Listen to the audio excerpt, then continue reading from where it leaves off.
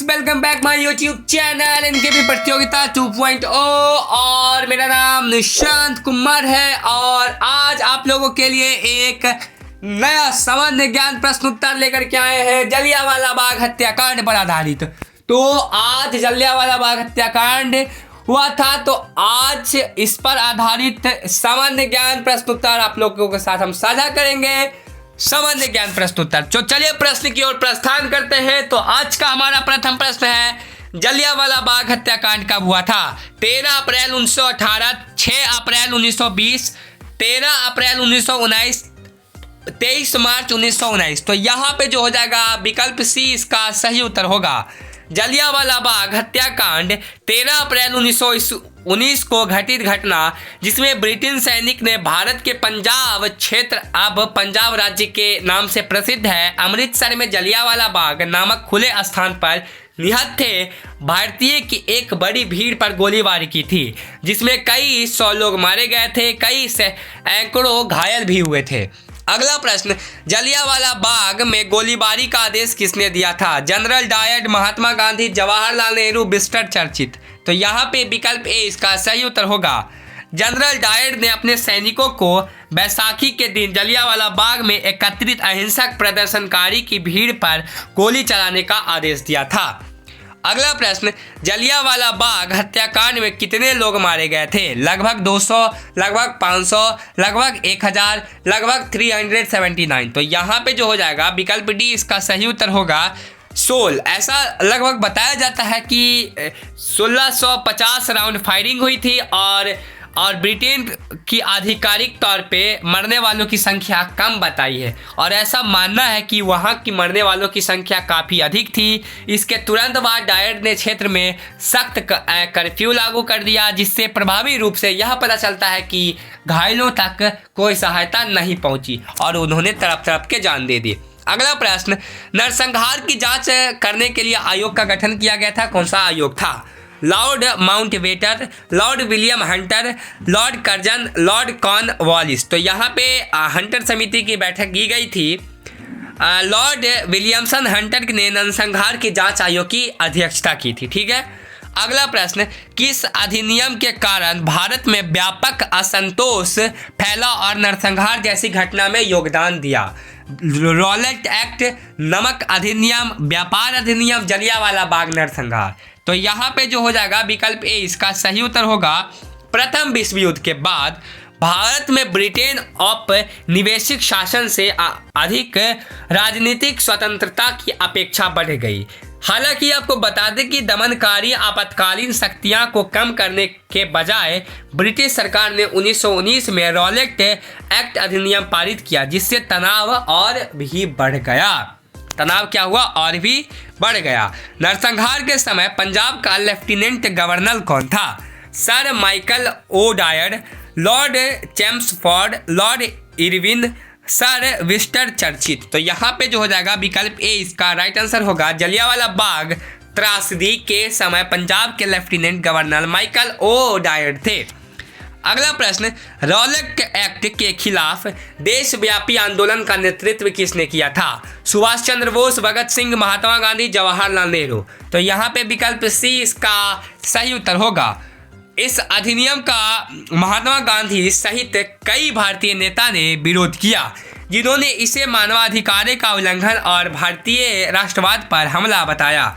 हालांकि 30 मार्च 1919 को गांधी जी ने रॉलेट एक्ट के खिलाफ देशव्यापी विरोध प्रदर्शन भी शुरू किया था।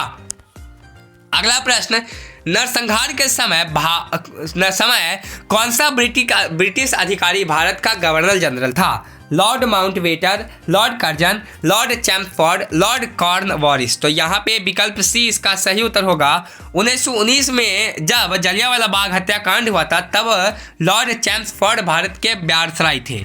अगला प्रश्न, इस नरसंहार में ब्रिटिश सरकार की जांच का परिणाम क्या था? रेजिनाल्ड डायर की निंदा और इस्तीफा, रेजिनाल्ड डायर को बढ़ावा, इसमें शामिल ब्रिटिश सैनिक को पदक प्रदान करना, कोई कार्रवाई नहीं की गई। तो यहाँ पे विकल्प ए इसका सही उत्तर होगा। ब्रिटिश सरकार ने जांच के आदेश दिए, जिसमें परिणाम स्वरूप डायर की निंदा की गई और उसे सेना से इस्तीफा देना पड़ा। अगला प्रश्न, 13 अप्रैल 1919 को जलियांवाला बाग में एकत्रित होने वाले का मुख्य कारण क्या था? राजनीतिक रैली, धार्मिक उत्सव, खेल आयोजन, शांतिपूर्ण विरोध। तो यहाँ पे विकल्प डी इसका सही उत्तर होगा। आपको बता दें कि ब्रिटिश भारत के पंजाब राज्य के अमृतसर स्थित जलियांवाला बाग में वार्षिक वैसाखी मेले के दौरान रॉलेट एक्ट और स्वतंत्रता समर्थन कार्यक्रमों, डॉक्टर सैफुद्दीन किच्चून और डॉक्टर सत्यपाल की गिरफ्तारी के विरोध में एक बड़ी शांतिपूर्ण भीड़ एकत्रित हुई थी। अगला प्रश्न, किस तारीख को शहीद दिवस के रूप में मनाया जाता है? 15 मार्च, 12 फरवरी, 23 मार्च, 30 मार्च। तो यहाँ पे 23 मार्च इसका सही उत्तर होगा। शहीद दिवस में किसको याद किया जाता है? भगत सिंह, राजगुरु, सुखदेव, उपयुक्त सभी। तो यहाँ पे उपयुक्त सभी इसका सही उत्तर होगा। इन दिन उन लोगों को याद करते हैं और उनका सम्मान करते हैं जिन्होंने भारत राष्ट्र के प्रति अपना बलिदान दिया था। ठीक है, शहीद दिवस के कितने नाम हैं?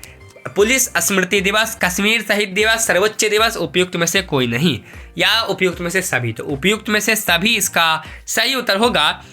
भारत शहीद दिवस कैसे मनाता है? टीवी पर विज्ञापन, टोल बाजा, कार्यक्रम, 2 मिनट का मौन। तो यहाँ पे 2 मिनट का मौन रख करके पूरे भारत में शहीद दिवस के रूप में मनाया जाता है। महात्मा गांधी कौन थे? वकील थे, सामाजिक कार्यकर्ता थे, निर्देशक थे, राष्ट्रपिता थे?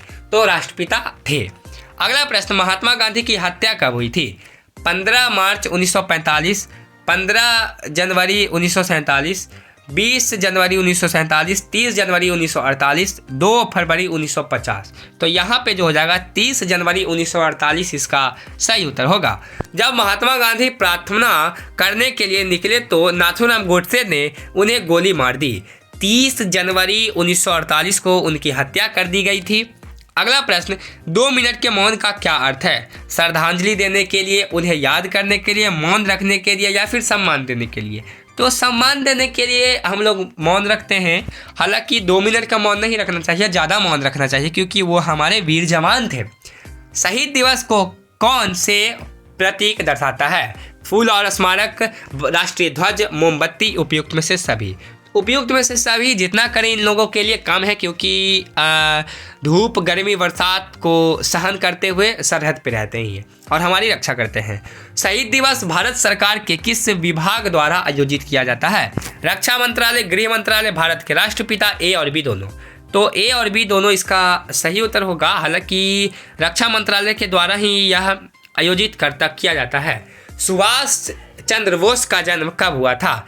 15 जनवरी 1895 को, 23 जनवरी 1897 को, 15 दिसंबर 1998 को, 14 फरवरी 1996 को। तो यहाँ पे जो हो जाएगा विकल्प बी इसका राइट आंसर होगा। सुभाष चंद्र बोस का जन्म कहाँ हुआ था? कोलकाता, भुवनेश्वर, कटक या फिर चेन्नई? तो यहाँ पे सी इसका राइट आंसर होगा। सुभाष चंद्र बोस ने कौन सा पत्राचार पत्र शुरू किया था? स्वराज, जरीजज, यंग इंडिया, द स्ट्रीटमैन? तो यहाँ पे ए इसका सही उत्तर होगा। सुभाष चंद्र बोस को किस उपाधि से संबोधित किया गया था? चाचा, नेताजी, सरदार, लोक सभा? तो लोकमान्य। यहाँ पे विकल्प बी इसका सही उत्तर होगा। तो हमारा जो ये सिलसिला था ख़त्म हुआ। कैसा लगा आपको वीडियो? लाइक करके बताइएगा, और इस वीडियो के बारे में आपको क्या राय है ये भी लाइक कमेंट कीजिएगा। धन्यवाद दोस्तों। Share this video and increase your knowledge.